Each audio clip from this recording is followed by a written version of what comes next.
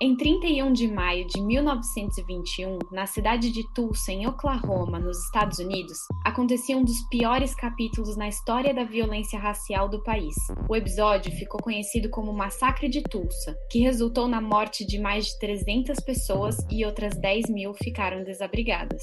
Hoje, 100 anos depois, essa data vem acompanhada de outros dois acontecimentos também de extrema importância. 1 ano da morte de George Floyd e o atentado contra a vida de Sasha Johnson, ativista do Black Lives Matter. No episódio de hoje, a gente vai falar sobre esses 3 acontecimentos que, mesmo sendo de diferentes momentos da história, têm algo em comum: a violência contra a população negra. Eu sou Andressa Isfer. E eu sou Elizabeth Matravolg. E esse é o Papo de Inter.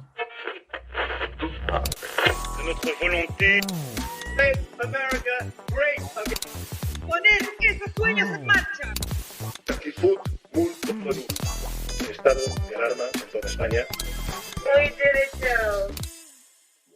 Bom, vamos seguir a história. O primeiro acontecimento que a gente vai contar hoje é sobre o massacre de Tulsa, essa cidade nos Estados Unidos que fica no nordeste do país. Há 100 anos, em 1921, o distrito de Greenwood, que fica nessa cidade, foi quase totalmente destruído. Segundo a Tulsa Historical Society and Museum, esse bairro era conhecido como a All Street Negra, por ser uma das comunidades negras mais prósperas do país. E aqui é importante lembrar como era o mundo, mas como era principalmente os Estados Unidos em 1920. Foi uma década em que muita gente foi morar nas cidades, a mulher americana branca conquistou o direito a voto, o jazz estava em alta também, mas também foi uma época marcada pela Ku Klux Klan, um grupo terrorista que promove a supremacia branca e é autor de diversos ataques contra negros. Não precisamos nem falar que foi uma época marcada também pela segregação racial. Segundo um documento da Biblioteca do Congresso dos Estados Unidos, houve um período no país, que foi de 1910 a 1920, chamada de a Grande Migração, onde afro-americanos migraram para cidades em busca de emprego a princípio,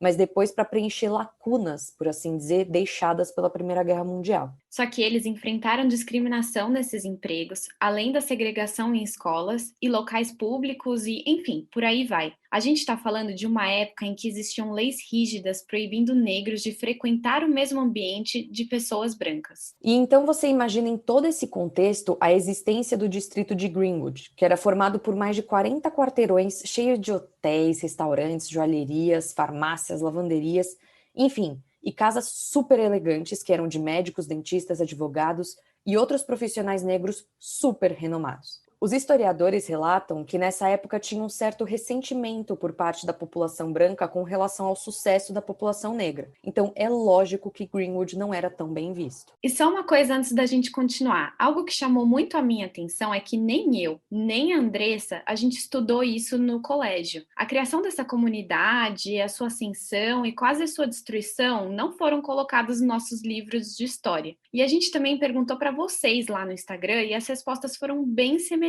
às nossas. A maioria não tinha estudado na escola e também não sabia que o massacre vai completar 100 anos esse mês. E só aproveitando aqui, para situar vocês, caso ainda não sigam a gente no Instagram, já vai lá e procura o @Papo de Inter Podcast tudo junto para vocês poderem participar dos nossos episódios, porque muitas vezes a gente faz umas perguntas para vocês para usar nos nossos episódios. É isso, gente, segue a gente lá. Mas enfim, continuando. O que aconteceu em Tulsa no dia 31 de maio de 1921?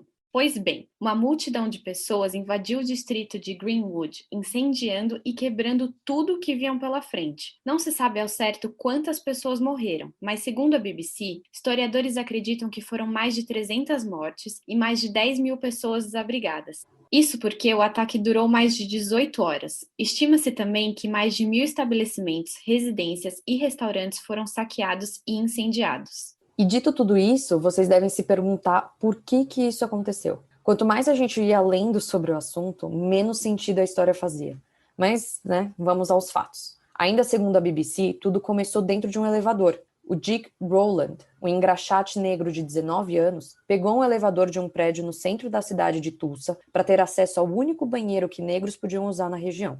Dentro do elevador trabalhava uma mulher branca chamada Sarah Page, de 18 anos. Ela teria dado um grito dentro do elevador e não se sabe ao certo o que aconteceu, mas a explicação mais comum dada na época é que o rapaz teria pisado sem querer no pé da moça. Rowland foi detido naquela tarde. Acontece que o jornal da cidade, o Tulsa Tribune, disse que o jovem tinha sido preso porque tentou estuprar Sarah. Como a gente contou, 1920 era uma época de segregação racial bastante forte. E não havia crime pior do que ser acusado de agredir uma mulher branca. Então vocês já imaginam o desenrolar dessa história. O próprio jornal publicou um editorial dizendo que Rowland seria linchado naquela noite. Um grupo grande de homens brancos foi até a delegacia e pediu ao xerife para linchar o jovem. O policial não deixou e depois chegou um grupo de homens negros oferecendo apoio ao policial para proteger Rowland. Mas o xerife também não aceitou a ajuda deles. Acontece que no meio de tudo isso, começou uma confusão que gerou esse massacre. Um grupo de homens brancos saiu pelo distrito e começou a atirar aleatoriamente em qualquer pessoa negra. Entre as vítimas estão mulheres e crianças. Segundo a BBC, metralhadoras e até um avião foi usado no massacre. E os relatos da época contam que a polícia não fez nada para conter essa situação. Apenas prestou apoio em bairros brancos que sequer estavam sob ataque. O distrito, que foi quase todo incendiado, não recebeu uma viatura do Corpo de Bombeiros e a Guarda Nacional só chegou na manhã seguinte, quando quase todo o distrito já estava destruído. A Sarah, moça do elevador, retirou as acusações contra Rowland, mas isso não foi o suficiente. A polícia acusou a população negra, que foi vítima nisso tudo, de ser responsável pelo massacre, e nenhum dos invasores brancos foi punido. A comunidade declarou um prejuízo de 1,5 milhões de dólares, que nunca foram pagos por nenhuma seguradora. Então, sem nenhuma ajuda, aos poucos a população foi voltando ao distrito e em 1925 eles já tinham conseguido reconstruir boa parte da comunidade. Mas o crime caiu no esquecimento e só foi lembrado em 1997, onde uma comissão recomendou o pagamento de indenizações e a investigação de valas comuns que foram construídas no dia do massacre. Mas as autoridades não foram para frente com esse projeto. O assunto voltou à tona neste ano em que o massacre completa 100 anos. 3 sobreviventes centenários do massacre discursaram no Congresso americano na última semana pedindo por justiça. Uma delas foi a Viola Fletcher, que, segundo o jornal La Vanguardia, disse lembrar dos gritos e do barulho do avião até hoje.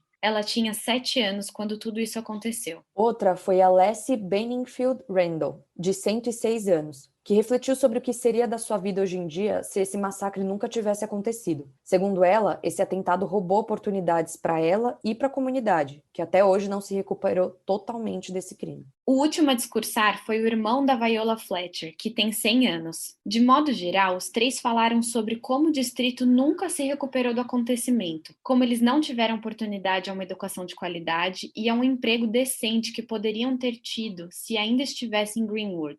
Sem falar dos traumas que eles e seus familiares viveram por todos esses anos.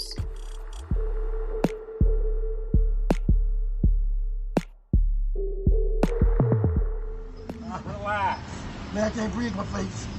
Just get up. What do you want? I can't breathe. Se você estava ligado em qualquer meio de comunicação no final de maio de 2020, você com certeza ouviu a frase I can't breathe, ou não consigo respirar, várias vezes. Isso porque essa frase foi dita por George Floyd em 25 de maio de 2020, quando um policial o sufocou por mais de 9 minutos. Então, também na semana desse episódio, se completa 1 ano da morte de Floyd. Se você não se lembra da história exata da morte dele, a gente vai te dar um resumo do que aconteceu. No dia 25 de maio de 2020, Floyd foi assassinado pelo policial Derek Chauvin, na cidade de Minneapolis, nos Estados Unidos. A polícia alegou que tinha recebido um chamado para uma loja de conveniência, onde Floyd estaria tentando usar uma nota falsa de $20 para pagar uma mercadoria.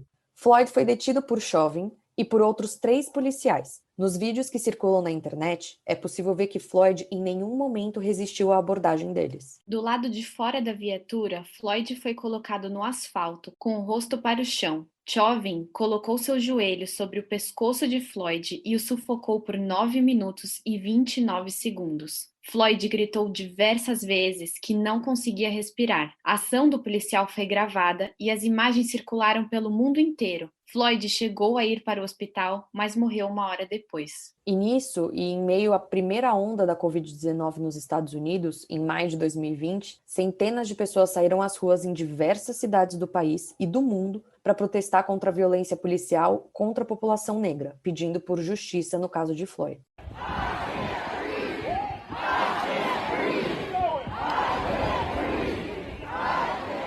Eu não consigo respirar. Foi o grito da população que protestou durante dias e dias.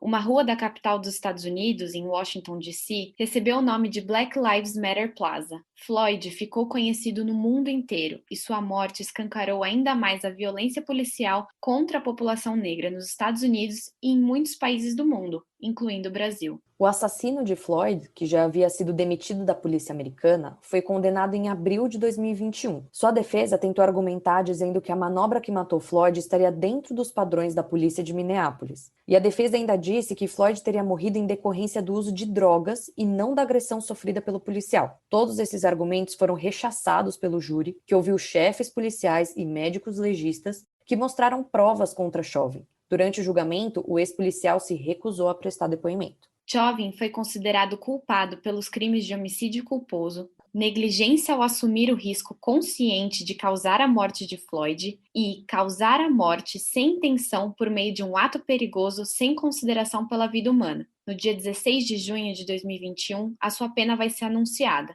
Os outros 3 policiais que estavam no momento da abordagem vão ser julgados apenas em março de 2022, segundo a BBC. E o presidente Joe Biden prometeu à família de Floyd que 1 ano após o crime, ele já teria aprovado no Congresso uma reforma das polícias dos Estados Unidos. O projeto ainda está em tramitação, mas enfrenta resistência no Senado. Mesmo não tendo cumprido o prazo, a família de Floyd foi até a Casa Branca e se encontrou com o presidente Joe Biden e a vice Kamala Harris. A família disse que teve uma conversa produtiva com o presidente e que vai dar mais algumas semanas para que Biden cumpra sua promessa. 1 ano depois de sua morte e diversos protestos, a população voltou às ruas para homenagear Floyd nesta terça-feira, dia 25 de maio. Floyd tinha 46 anos e deixou uma filha.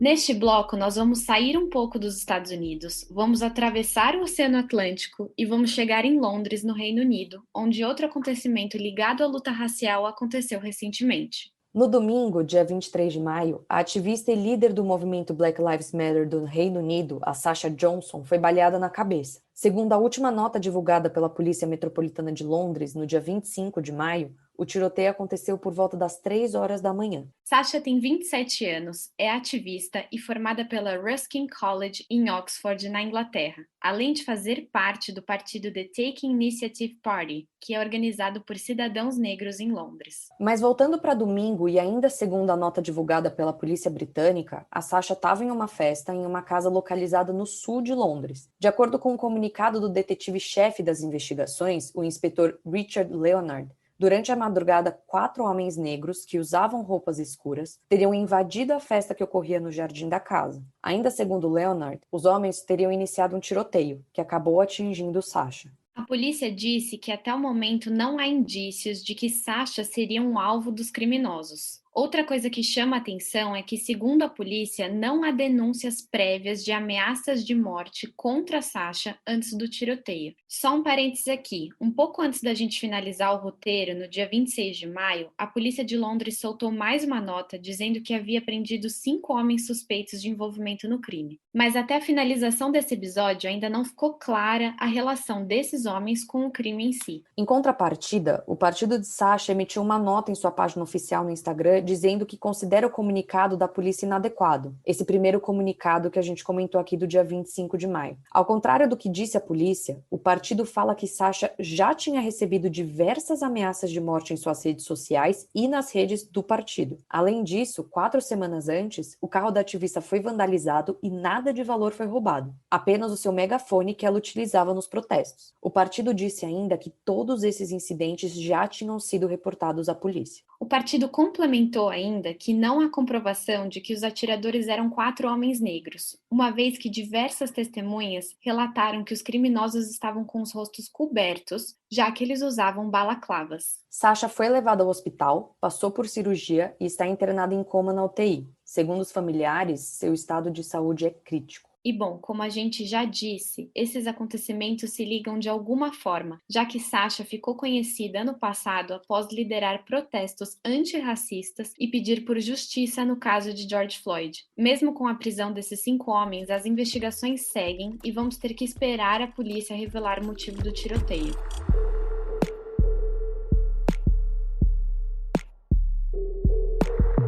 Nós contamos histórias que aconteceram há 100 anos, depois há 1 ano e há 1 semana.